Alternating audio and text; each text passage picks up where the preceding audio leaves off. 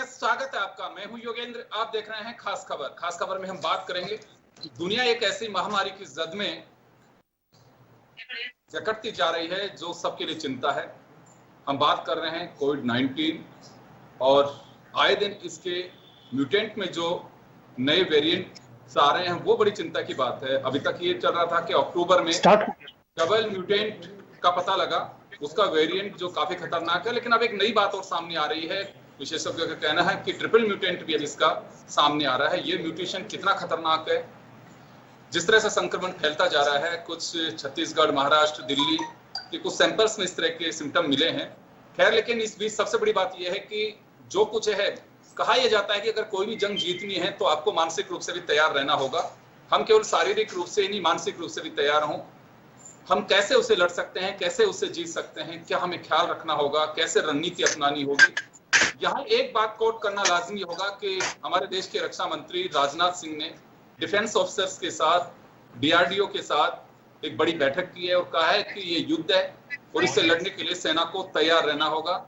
जिन राज्यों के अंदर हमारे ऑफिसेज हैं वहां जवान अलर्ट रहें, यानी कि हम सब मिलकर के इस लड़ाई को उस जंग की तरह देख रहे हैं। और जंग के लिए ये कहा जाता है कि आप केवल शारीरिक बल के आधार पे नहीं, आपको मानसिक रूप से भी तैयार होकर इस लड़ाई को लड़नी चाहिए, तभी सफलता मिल पाती है। तो चलिए, आज हमारे साथ देश के जाने माने मनोचिकित्सक डॉक्टर शिव गौतम साहब जयपुर से जुड़ रहे हैं। डॉक्टर राजन नंदा हमारे साथ जुड़ रहे हैं। जो आपको ध्यान होगा कि गत वर्ष यानी कि 2020 में जब कोविड अपने पांव पसार रहा था तो भीलवाड़ा मॉडल को सफल करने में सबसे बड़ा रोल डॉक्टर नंदा का रहा। वो हमारे साथ जुड़े हुए हैं। हमारे साथ मुंबई से दीपिका लालवानी जी जुड़ी हुई हैं, जो फिटनेस कोच हैं, मेडिटेशन की अच्छी जानकार हैं। और लखनऊ से हमारे साथ डॉक्टर देवेश श्रीवास्तव जी जुड़ रहे हैं। आप सभी का बहुत बहुत स्वागत है।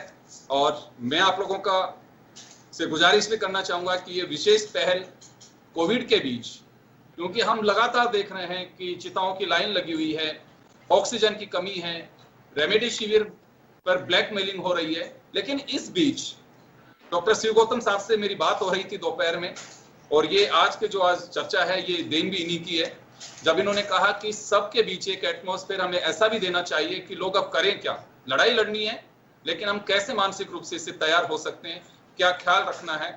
तो एक विशेषज्ञों की टीम आज हमारे साथ है और हमारे दर्शक काफी संख्या हमारे साथ जुड़े हुए हैं।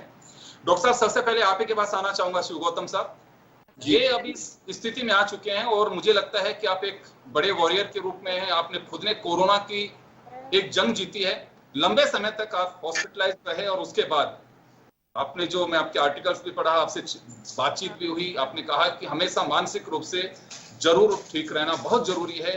अगर आप मानसिक रूप से टूट गए तो किसी लड़ाई को नहीं लड़ सकते। सर, ये सफर के बारे में भी जानना चाहूंगा। और आप जिस वेरिएंट से हम लड़ रहे हैं, जिस स्टेज पे हिंदुस्तान, दुनिया, राजस्थान आ गया है, उसे हम कैसे लड़े?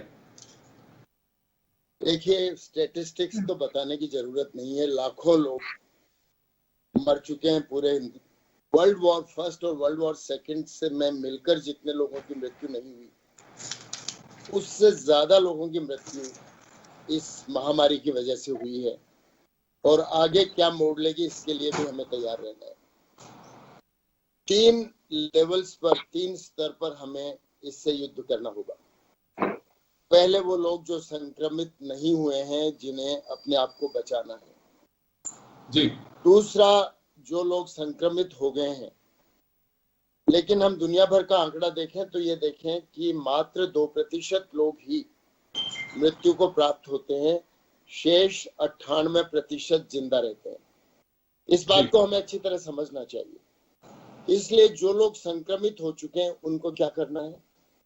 और तीसरा, जो मेरे जैसे लोग जो कि बहुत सारी और कठिनाइयों से गुजर के और कोरोना से बाहर निकले हैं और अपने लंग्स का रिहेबिलिटेशन कर रहे हैं, अपने लंग्स की फाइब्रोसिस को बचा रहे हैं, तो जिसको हम कहते हैं पोस्ट कोविड जो मैनेजमेंट है, ऐसी लोगों की भी बहुत सारी संख्या है।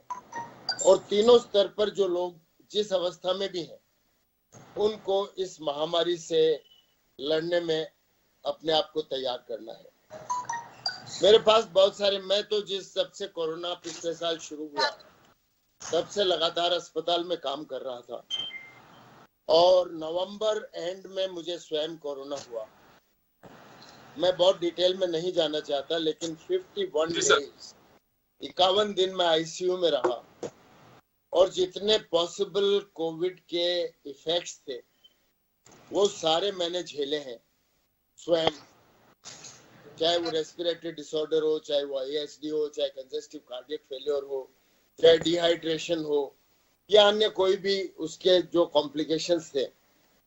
लेकिन सबसे इम्पोर्टेंट बात यह है कि उस दरमियान भी 51 नाइट्स 51 डेज अगर आप 4 फुट बाई 8 फुट के एक कांच के कमरे में बंद हैं और 2 मीटर की एक ऑक्सीजन की ट्यूब से आप बंधे हुए हैं, आप सोचिए कैसे आपका समय निकलेगा। लेकिन विश्वास कीजिए, मैं 1 मिनट भी नेगेटिव नहीं हुआ। मैंने एक डायरी मंगवाई और प्रतिदिन मेरे जो अनुभव थे, जो मैं देख रहा था मॉनिटर में, कब ऑक्सीजन नीचे जा रही है, कब रेस्पिरेशन नीचे जा रहा है और किन किन गतिविधियों से क्या क्या परिवर्तन मेरे शरीर में हो रहा है, और उसके अलावा मैं कैसा महसूस कर रहा हूँ मानसिक रूप से, और क्या सोशल सपोर्ट, समाज का संबल मुझे मिल रहा है। मेरे पुत्र मुझसे मिलने आते थे, बेटी मुझसे मिलने के लिए आती थी, सुबह शाम दोनों टाइम, लेकिन बाकी समय तो मुझे अकेले गुजारना था। और उस दरमियान शुरुआत में मैं भगवत गीता का एक विद्यार्थी हूँ, डॉक्टर हूँ पेशे से, मनोचिकित्सक हूँ, लेकिन भगवत गीता पर मेरा अपना शोध है। मैंने दोबारा भगवत गीता के पूरे 18 अध्याय का अध्ययन किया, ऋग्वेद पढ़ा, अथर्ववेद पढ़ा और उसके अलावा अन्य पुस्तकें जिनका मैं उल्लेख विस्तार से नहीं करना चाहता, समय की सीमा है, बिल्कुल सर, पढ़ता रहा। और बाकी समय जो भी मिला मैं अपनी डायरी में नोट करता रहा जी। और यकीन तो मानिए डॉक्टर कि ये कह सकते हैं ये ऐसा वक्त है कि हमें लड़ने के लिए तैयार होने का वक्त है, इसमें टूटना नहीं चाहिए और बिल्कुल जो परिस्थितियां हैं उससे निश्चित रूप से नहीं टूटना चाहिए जी। मैं अपने सामने गुजरती हुई जो कोरोना संक्रमित लोग थे, आईसीयू में से विदा हो रहे थे संसार से, उनको मैं देखकर नमन करता रहा। लेकिन मैंने ये पक्का संकल्प कर रखा था कि मुझे वापस लौटना है और अपने बचे हुए कामों को पूरा करना है जी। ये संकल्प शक्ति व्यक्ति को, भगवान न करे अगर कोरोना हो जाता है तो उसको अपने मन में एक पॉजिटिव सकारात्मक संकल्प शक्ति पैदा करनी चाहिए और ईश्वर में दृढ़ विश्वास रखना चाहिए जी। मैं डॉक्टर साहब लौट रहा हूँ, अभी वापस आऊंगा आपके पास में। मैं डॉक्टर नंदा साहब के पास जाना चाहूंगा। नंदा साहब आपके पास में आना चाहूंगा एक बार में। भीलवाड़ा को आपने बहुत अच्छे से देखा और जिस तरह से चर्चाओं में एक बार आ गया कि भीलवाड़ा की स्थितियां हम देखते थे, कभी कोई लिखता था कोरोना का विस्फोट, कोरोना ब्लास्ट, भीलवाड़ा का क्या होगा। लेकिन मैं जब 2 बार आपसे वर्चुअल मुलाकात हुई टीवी में, तो आपने यही कहा कि पेशेंस रखना बहुत जरूरी है किसी भी लड़ाई को लड़ने के लिए। ये कोरोना एक लड़ाई है, इस वजह से मैं बार बार जंग या लड़ाई का जिक्र कर रहा हूं। और वही पेशेंस शायद आप लोगों ने, क्योंकि उस समय पेशेंट की उसकी अपनी तकलीफ, उसके अटेंडेंट है, उसको ये लगता है कि सबसे पहले मेरे पेशेंट को ठीक करना होगा। आप लोगों के सामने ये चुनौती रही कि कोरोना से खुद को भी बचाना है और सामने वाले की जिंदगी भी बचानी है। वही पेशेंस का एक ऐसा आपने संतुलन बैठाया। आज और उस दौर 2020 और 2021, सर क्या अंतर महसूस कर रहे हैं और इसे लड़ने के लिए हमें अब क्या पोजीशन लेनी होगी? 2020 के अंदर जो आज की नॉलेज है उससे आप मानो 10% नॉलेज सब डॉक्टर्स के पास में थी कि सब इसको क्या, आज 1 साल का एक्सपीरियंस सब डॉक्टर्स के पास आ चुका है। कुछ हद तक बहुत ज्यादा डॉक्टर्स की टीम, फ्रंट लाइन वर्कर्स की टीम इसमें नॉलेज रखती है। तो उस वक्त की सिचुएशन और आज की सिचुएशन में बहुत फर्क है। परंतु आज की सिचुएशन में हम इसमें नहीं जाए कि ये कोरोना विस्फोट क्यों हुआ है, क्या हुआ है, ये बाद में एनालाइज हो जाएंगे। आज हम जो पेशेंट सफर कर रहे हैं उनको आगे उनकी जिंदगी को कैसे किस हद तक बचा सके, उसमें ज्यादा अपन फोकस करें तो ज्यादा अच्छा होगा। सेकेंडली, मैं सब मीडिया से और ये करता हूँ, निवेदन करता हूँ कि नेगेटिव न्यूज जो आती है कि आज 2.5 लाख पॉजिटिव आ गए, इस शहर, इस डिस्ट्रिक्ट में इतने पॉजिटिव आ गए, इस स्टेट में इतने पॉजिटिव, जैसे शिव गौतम सर हैं, इस तरह से पॉजिटिव पेशेंट्स जो पॉजिटिवली रिकवर किए हैं, जनता का मनोबल ऊंचा करने के लिए उन पेशेंट्स को इंटरव्यूज दिलाइए कि साहब हमने इस तरह से लड़ा और हमने इस नेगेटिविटी को छोड़ के पॉजिटिव होने के बाद में कैसे आए। इस चीज में मैं एक और ऐड चीज करना चाहता हूँ, जैसे कोरोना पॉजिटिव की रिपोर्ट आती है, आज किसी के हाथ में आती है, पब्लिक दौड़ती है कि चलो अस्पताल की तरफ जाएं। वो कम से कम अपना एक पल्स ऑक्सीमीटर लेके अपनी ऑक्सीजन सैचुरेशन चेक कर ले। घर पे चाहे कोविड पॉजिटिव हो चाहे नॉन पॉजिटिव हो, एक जो फिजियोथेरेपी लंग्स की है उसकी एक्सरसाइज जरूर करें। घंटा आधा घंटा उल्टा लेटने की कोशिश हर आदमी अगर हिंदुस्तान में करे तो उसकी लंग्स को बहुत हद तक बचाया जा सकता है। घंटा उल्टा लेट के लंबे सांस, तकिया आपकी चेस्ट के नीचे रख के एब्डोमेन के बल, पेट के बल लेटने के बाद में अगर आप लंबे सांस लेते हैं, लंग्स का फुल एक्सपेंशन होता है। उससे लंग्स की जो ये क्या HRCT की जो रिपोर्ट्स आती हैं उसमें काफी हद तक एक्सरसाइज में हेल्प करती है। तो पब्लिक के अंदर ये कि मिलते रिपोर्ट आते ही सीधे अस्पताल की तरफ नहीं दौड़े, अपने चेक कर लें कि आपका पल्स ऑक्सीमीटर में कितनी ऑक्सीजन आ रही है। उस हिसाब से आप जो सीरियस पेशेंट है वही अस्पताल की तरफ जाए। आज की दर में पूरे देश के अंदर ऑक्सीजन की कमी, रेमडेसिविर की कमी और हॉस्पिटल्स की बेड्स की कमी सब जगह आ रही है।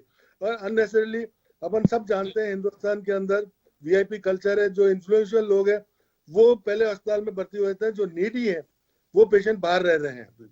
नंदा साहब एक सवाल है मेरा, सर एक सवाल है मेरा, रेमडेसिविर को भी एक तरह से एक VIP ट्रीटमेंट के साथ लोगों ने जोड़ दिया है। कुछ लोगों के ये भी खुद अपने स्तर पे, जब भी आप जैसे लोग बहुत बार सलाह देते हैं कि रेमडेसिविर के साइड इफेक्ट्स भी हैं, हर किसी को नहीं दिया जा सकता, लेकिन हर किसी का ये भी कहना होता है पेशेंट भर्ती होता नहीं है, बाहर से लाइजनिंग करना शुरू कर दे कि यार रेमडेसिविर के रिजर्व में रखना, मेरा पेशेंट चला गया, पता नहीं उसको जरूरत होगी कि नहीं होगी। कितना नीडफुल है कि यह जबरदस्ती है किसी वैसे बना दिया गया कि हाँ उसके बिना काम नहीं चल सकता। यही तो पब्लिक के जो हर दूसरा आदमी हिंदुस्तान को मैं अपने आप को डॉक्टर मानता है। वो जैसे पेशेंट के रिलेटिव होते हैं, वो पड़ोसी से पूछते हैं कि तेरा क्या इलाज हुआ था, वो कहता है साहब मेरे रेमडेसिविर लगी थी, तो वो कहते हैं नहीं अपन तो रेमडेसिविर ही लगवानी है, मैं उससे ठीक हो गया। डॉक्टर की सलाह के पहले ही रेमडेसिविर प्रोक्योर करने की कोशिश करते हैं। तो अपने हिसाब से रिसोर्सेज, उसके रिसोर्सेज लग जाते हैं, वो प्रोक्योर करके अपने घर पे 8-10 एम्प्यूल, 6 एम्प्यूल, 5 एम्प्यूल रख लेते हैं, चाहे जरूरत पड़े चाहे नहीं पड़े। इस वजह से भी क्रिएटेड शॉर्टेज है। एक्चुअल में हिंदुस्तान के अंदर रेमडेसिविर इंजेक्शन की कमी नहीं है, पर ये क्रिएटेड शॉर्टेज है। कुछ लोगों ने अपने यहाँ जमाखोरी कर ली, कुछ ने अपने घर पे 5-10 इंजेक्शन रख लिए।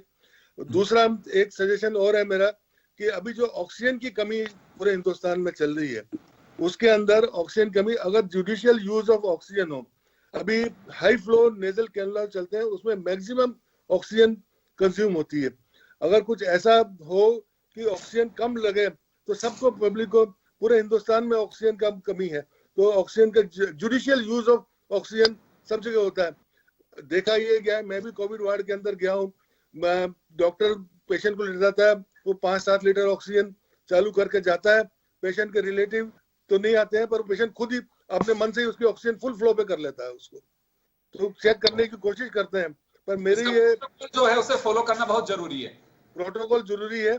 और पब्लिक और हमारे प्रधानमंत्री जी ने जो कल मैसेज दिया है कि 18 साल से ऊपर सबको कोरोना वैक्सीन लगेगी, ये बहुत ही अच्छा मूवमेंट है। इससे हिंदुस्तान की पब्लिक बहुत हद तक फायदा होगा। मैं लौटूंगा डॉक्टर साहब आपके पास में, मैं श्रीवास्तव साहब आपके पास आऊंगा।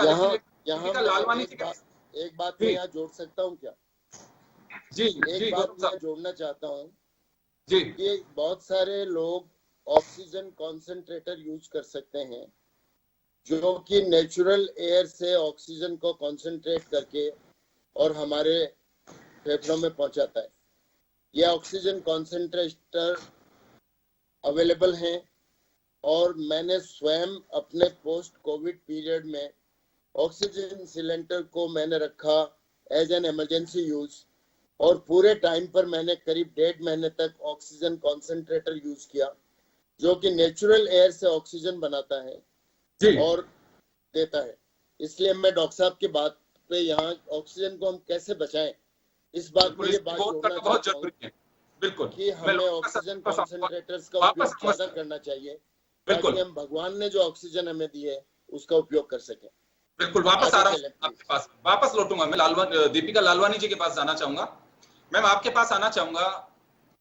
ये ऐसा इंसिडेंट है कि हमारी जो जन टीवी के माध्यम में मुलाकात हुई कोरोना के दरमियान ही हुई, और आपने जो चीजें बताई कि हमें मेडिटेशन, एक्सरसाइज, इस पे गौर करना चाहिए। और कोरोना किसी के भी हो सकता है, लेकिन मैं खुद भी कोरोना की चपेट में आया, लेकिन आपसे जब बात हुई तो एक्सरसाइज मैंने रेगुलर रखी, योगा मैंने किया, दर्शकों को हम बताना चाहेंगे एक ऐसा स्टेज पे हम आ गए हैं कि कितना मेडिटेशन कारगर है, कितनी एक्सरसाइज कारगर है, मैं जानना चाहूंगा आपसे। तो जैसे कि अभी यहाँ पर भी हमने बात की कि अगर आप अपने चेस्ट पर लेट कर डीप ब्रीदिंग करते हैं तो उससे आपकी लंग कैपेसिटी इंप्रूव होती है। तो यही सब प्राणायाम योगा में तो शुरू से हम करते आए हैं। अगर आप एक नाक बंद करके भी पूरी तरह सांस खींचने की कोशिश करते हैं तो आप नेचुरली जितना ब्रीथ कर पा रहे हैं उससे आप डबल वॉल्यूम तक हवा खींच सकते हैं सांस के अंदर। दूसरा, अगर आप अपनी बैक पर लेटते हैं, अगर आप स्टमक पर नहीं लेट सकते किसी कारण से, आप अपनी बैक पर लेट कर और अपनी स्टमक पर अगर आप कुछ भारी वजन रख लें, कोई किताब रख लें भारी या सिलबट्टा रख लें, और अगर आप लंबी सांस खींचे, तो ये सब प्राणायाम के तरीके होते हैं।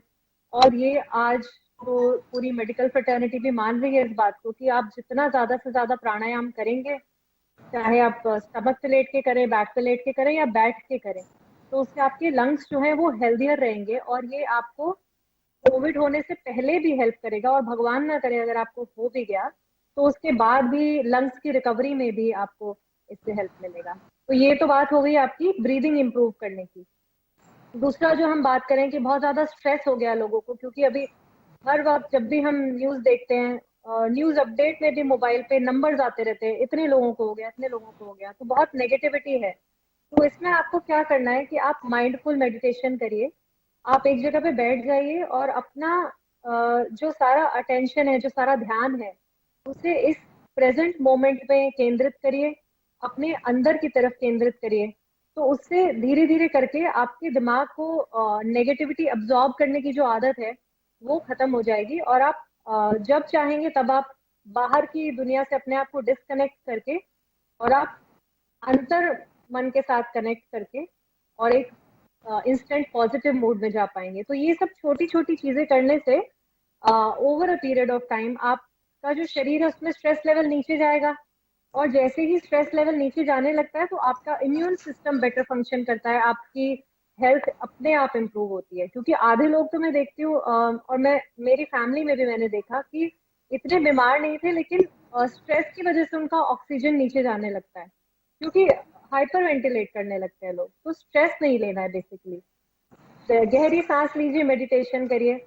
और WHO ने भी एक नई गाइडलाइन निकाली है जिसके हिसाब से जो लोग एक्सरसाइज करते हैं उनमें मॉर्बिडिटी, मॉर्टेलिटी कम दिखती है वर्सेस जो लोग एक्सरसाइज नहीं करते। और WHO की गाइडलाइन के हिसाब से कम आधा घंटा हर रोज मॉडरेट इंटेंसिटी एक्सरसाइज आपको करनी चाहिए, स्ट्रेचिंग करनी चाहिए, हर थोड़ी देर पे अपनी जगह से उठ के चलना फिरना चाहिए।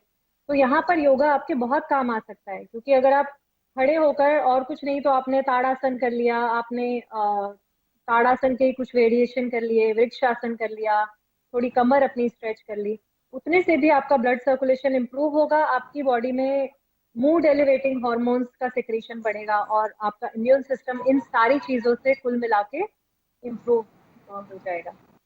जी दीपिका जी, वापस लौटूंगा आपके पास में। डॉक्टर श्रीवास्तव जी लखनऊ से हमारे साथ जुड़े हुए हैं। डॉक्टर साहब आप सुन पा रहे हैं मुझे? डॉक्टर श्रीवास्तव जी ये हाँ सुनाई दिया। मेरी आवाज आ रही है? बिल्कुल आ रही है। मेरी आवाज आ रही है? हाँ बिल्कुल आ रही है। डॉक्टर साहब यहाँ एक बात मैं जानना उचित समझूंगा, क्योंकि कुछ लोगों के टेलीफोन हमारे पास में आ रहे हैं, वो जानना चाहते हैं कि यह जो दौर है कि कोविड किसी को हुआ नहीं हुआ, हमें खाने पीने के साथ में क्या ख्याल रखना होगा, कि हमें डाइट कैसी लेनी चाहिए?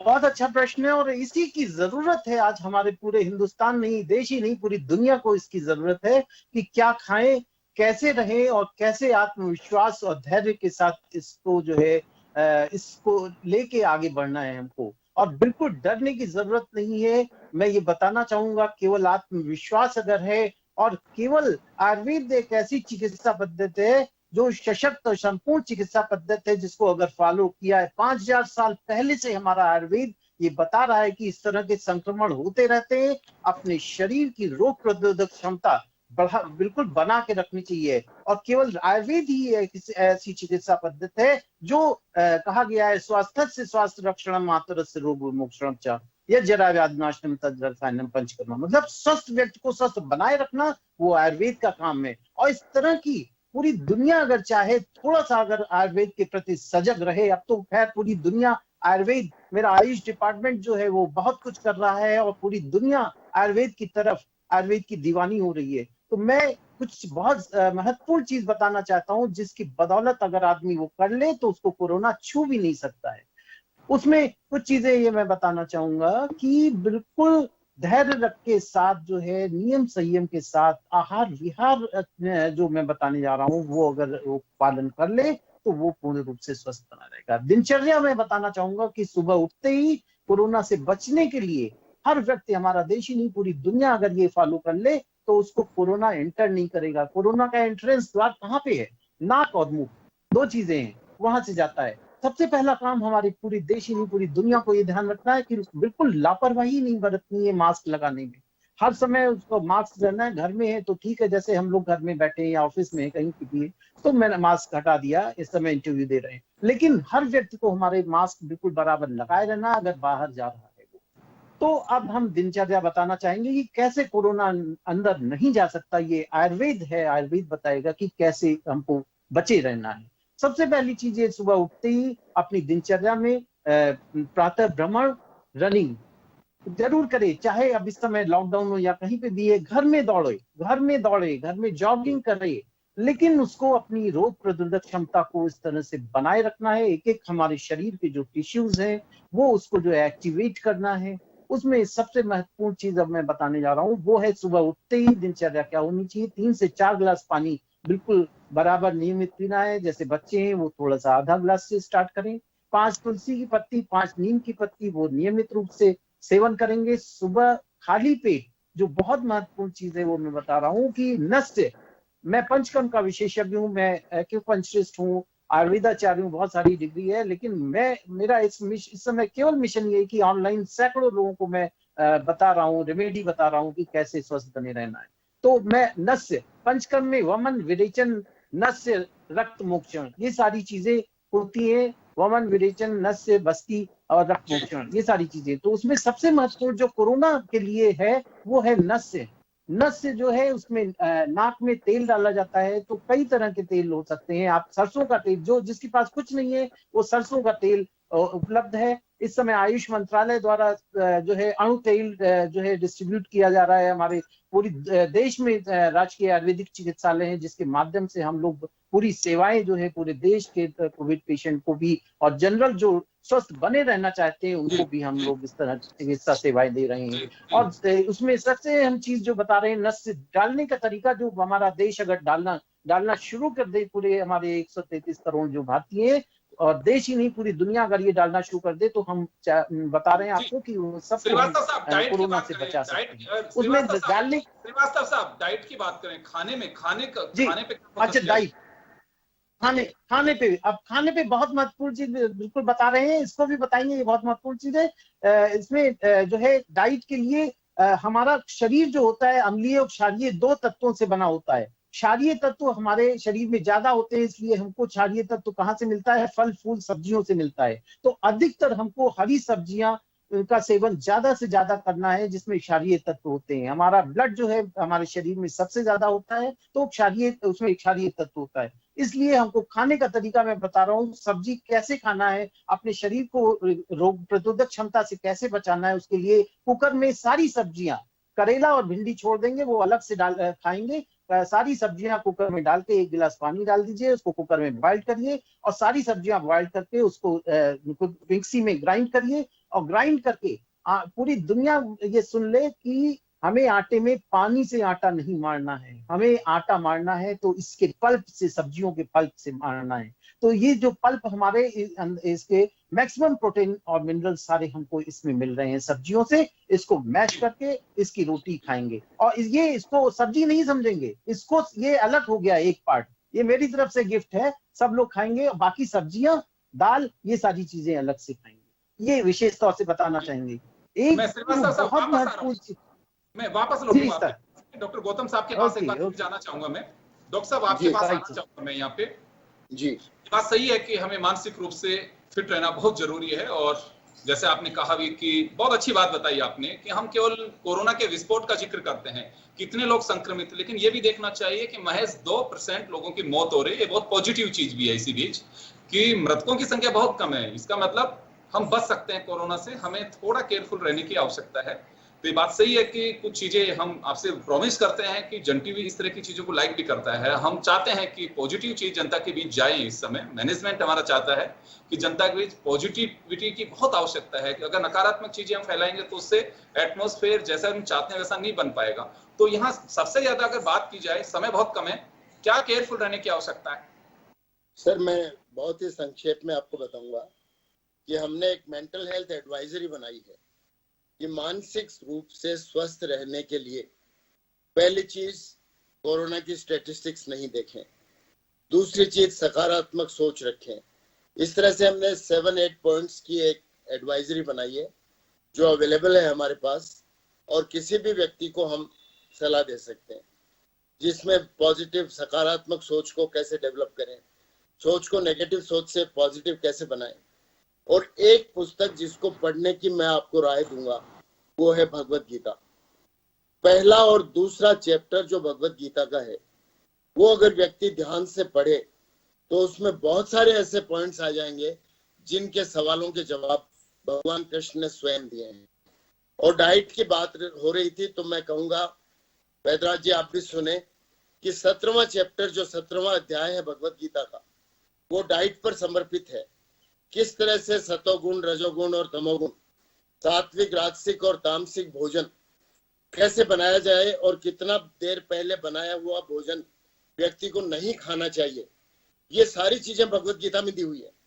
भगवत गीता खाली रिलीजियस ग्रंथ नहीं है, ये एक बहुत बड़ी ऐसी ताकतवर पुस्तक है ह्यूमैनिटी के लिए जिसको हर व्यक्ति को पढ़ना चाहिए, ये मैं सलाह दूंगा। तीसरी बात, पहली चीज तो स्टैटिस्टिक्स नहीं देखें, पॉजिटिव सोचें, एडवाइजरी को फॉलो करें।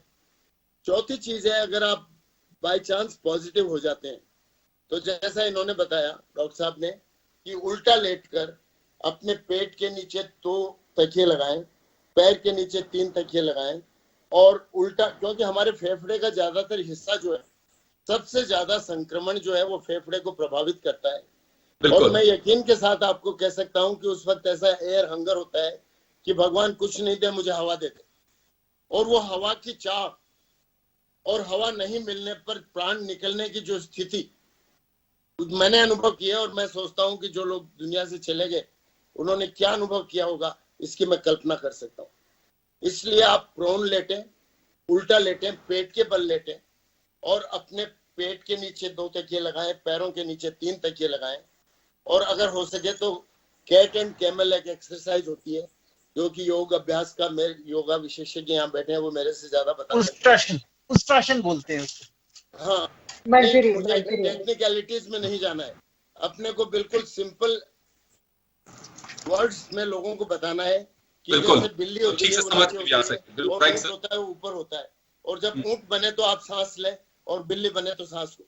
मैंने 18 एक्सरसाइजेस अभी पोस्ट कोविड पीरियड में योग और फिजिकल एक्टिविटीज का सम्मिश्रण करके मेरे फिजियोथेरेपिस्ट के साथ बनाई है, जो मैं रोज पहले 2.5 घंटे करता था, अब उन सारी एक्सरसाइजेस को करने में मुझे 2 घंटे लगते हैं और 3 महीने से मैं लगातार कर रहा हूँ।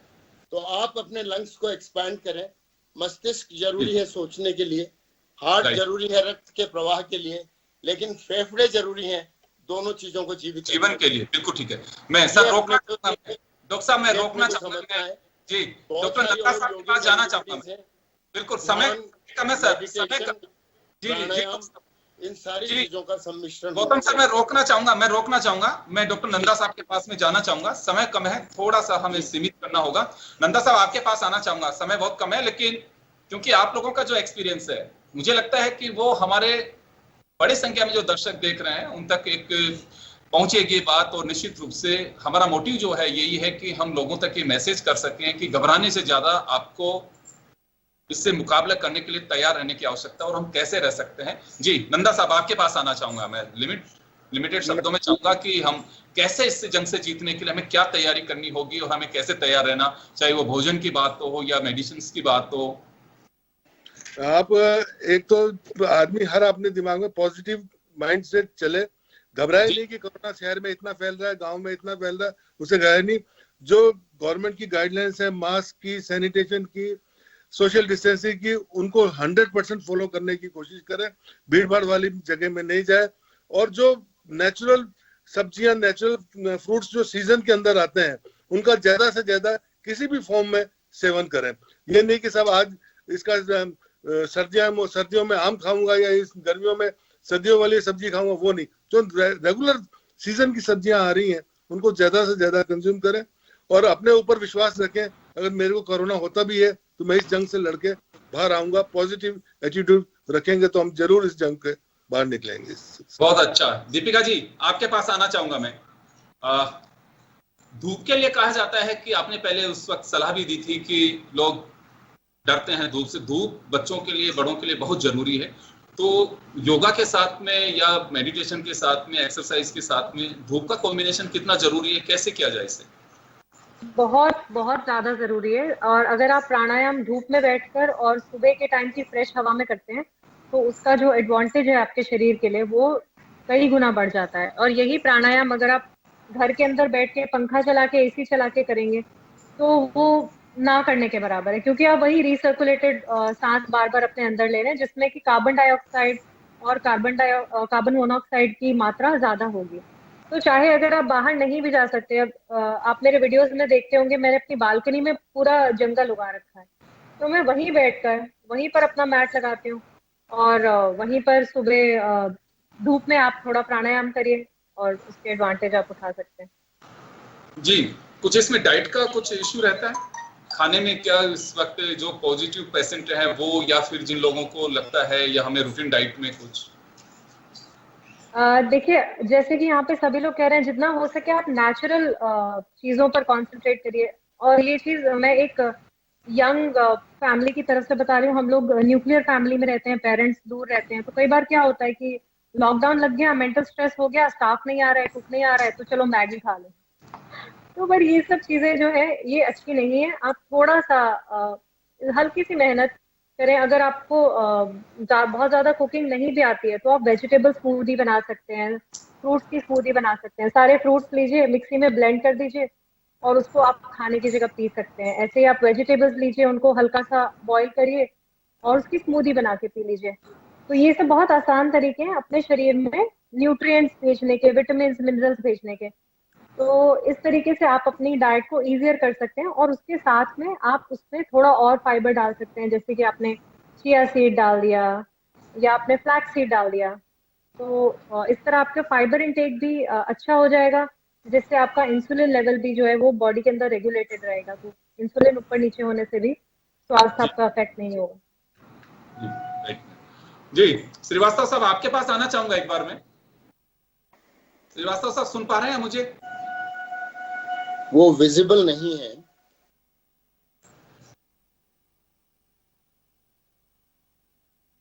जी जी, चलिए समय कम है, मैं डॉक्टर गौतम साहब के पास और नंदा साहब से मैं 30-30 सेकंड इनसे जानना चाहूंगा। चलिए श्रीवास्तव साहब, आप सुन पा रहे हैं मुझे? हाँ, मैं सुन रहा हूँ जी, बताइए। समय कम है सर, समय कम है, हमारे पास में 1 मिनट का वक्त बचा है। मैं आपसे जानना चाहूंगा कि विशेष रूप से देखिए, बहुत सारे लोग हैं, कोई चाहता है कि मुझे च्यवनप्राश खाना है, शायद उसी से कोरोना से बच सकता हूं, कोई अलग अलग नुस्खे ले रहे हैं, कोई क्या दवा ले रहा है।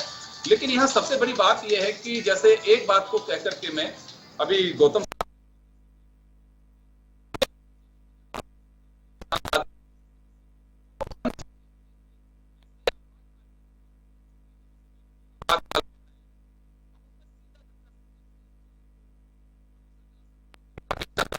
सीधा तुरंत, यानी कह सकते हैं इमरजेंसी में कोई लेके आता है तो उससे पहले उसे ये देखा जाता है कि किस डिपार्टमेंट में भेजना बात की बात है, लेकिन तुरंत रिलीफ कैसे मिल सकता है, मैं वो चीज जानना चाहूंगा आपसे।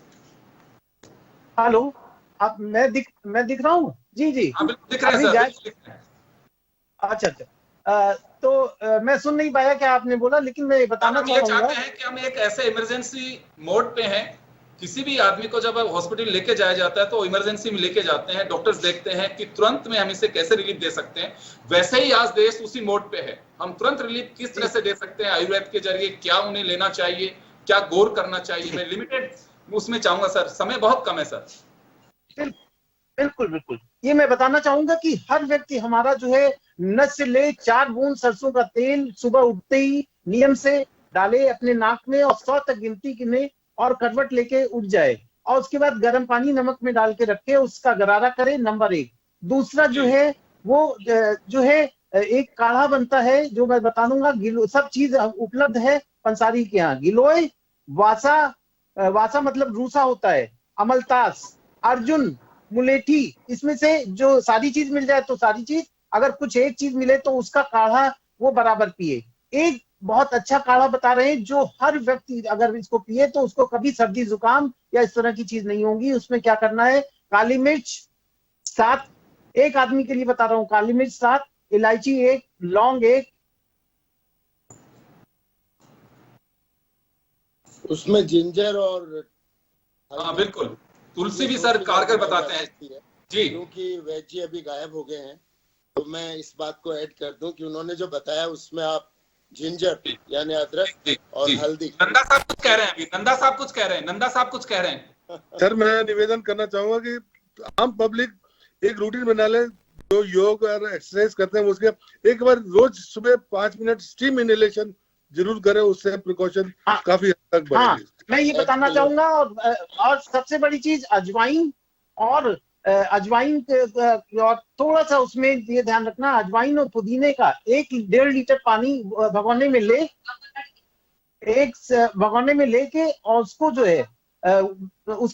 है उबाले, और उबाल के उसका भाप जो है अपने उस पे ले, नहीं तो एक कुकर में ये सारी चीज डाल के और कुकर में डाले, और कुकर में डाल के इसको जो है उस पे ऊपर जो है बंद कर दे, उसकी सीटी निकाल दे, उसमें एक पाइप निकाले और सिम आंच पे रखते हुए उसको, उसकी भाप को अपने तौलिया ढक के, और उसके बाद उसको भाप को अपने अंदर नाक से ले, मुंह से निकाले, मुंह से ले, नाक से निकाले। श्रीवास्तव साहब मैं माफी चाहूंगा, रोकना चाहूंगा मैं तमाम अतिथियों को और आप लोगों से जुड़ के, हमारे दर्शकों के जो मैसेज आ रहे हैं बहुत शुक्रिया अदा कर रहे हैं आप लोगों के, कई जगह से मैसेज जुड़ रहे हैं, वो उनके कुछ सवाल भी हैं, लेकिन सबसे बड़ी बात यही है कि एक ऐसे पैनल की हमें आवश्यकता थी वास्तव में इस समय जो लोगों को मोटिवेट कर सके, और एक निराशा का जो माहौल बनता जा रहा है उससे हम बाहर कैसे निकाल सकते हैं। सबसे बड़ी मेडिसिन तो मुझे जो लगता है यही है।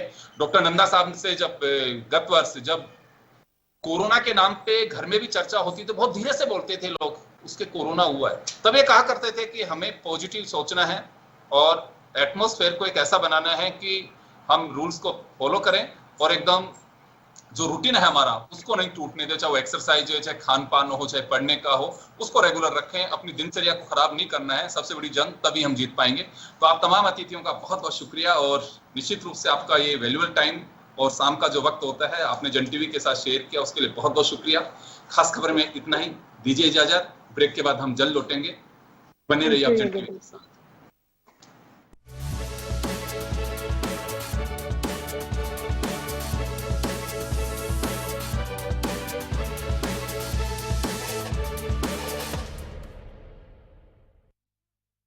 जन टीवी की लेटेस्ट अपडेट पाने के लिए हमारे चैनल को जरूर सब्सक्राइब करें और नोटिफिकेशन पाने के लिए बेल आइकॉन दबाएं।